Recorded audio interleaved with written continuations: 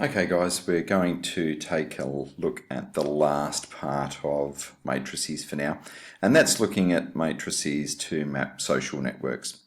So we've got a social network here involving three people, Alex, Jane and Tom. So what we're going to do is we're going to look at the number of ways that each person can communicate directly with the other person, and we're going to do that in the form of a table and then put it into a matrix. So if we have a look, we can see Jane can communicate with Alex and she can also communicate with Tom. You see arrows are going both ways.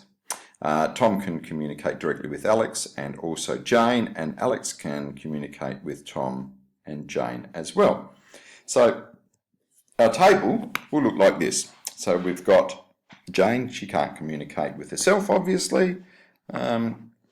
Alex and Tom she can communicate with, Alex can communicate with Jane and Tom can communicate directly with Jane and Alex, but not himself.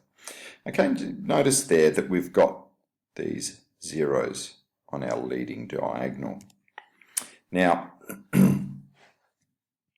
this is a social matrix, so we're going to call it A for argument's sake.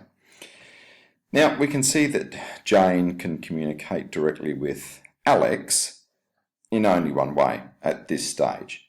Okay, it's just talking, I assume. Now what we want to do is we want to have a look and see if we can come up with a matrix that represents all of the ways they can communicate with each other in two steps. In other words, via the other person. So like Jane can give Alex a message to give to Tom, that sort of thing. Right? So if we did it like that, we would see that Jane can communicate with Tom, she can communicate with Alex, but she can also communicate with herself via Alex. Say, remind me later to do this. Okay, so if we take our original matrix, okay, we had zeros on our diagonals because we saw it as Jane not communicating with herself, Alex not communicating with himself, and Tom not communicating with himself. Okay, let's skip forward to this one. We see, well, hold on, Jane's now communicating with herself twice. And of course, she can ask Alex to remind her of something. She can also ask Tom to remind her of something.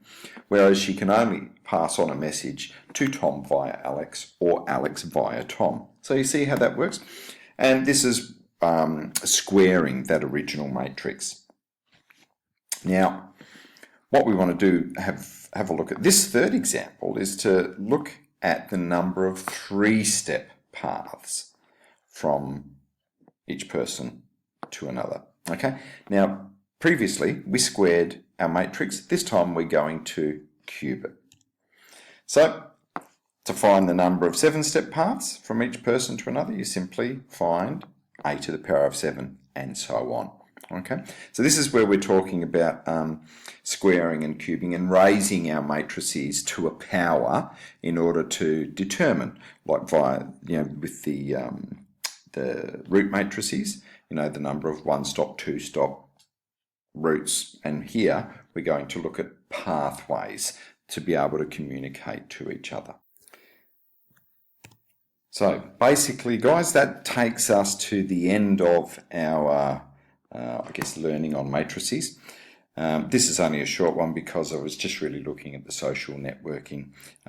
If you have a look now at the video on using your ClassPad in order to be able to put matrices in and square them and so on, add, subtract and multiply, that will sort of help you in going further with your ClassPad in these, and you will need to know that for when you complete your assessments.